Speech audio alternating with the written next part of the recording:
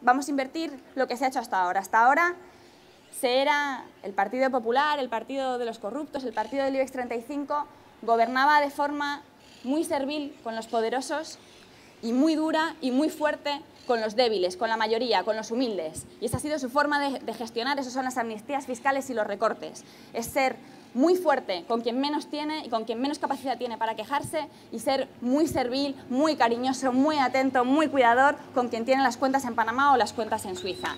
Y nosotros vamos a hacer lo contrario. Y lo estamos haciendo ya.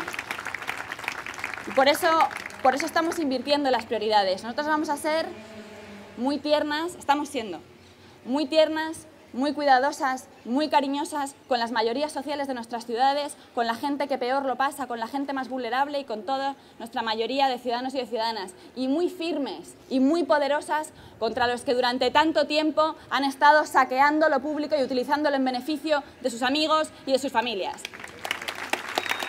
Y eso es también feminizar la política.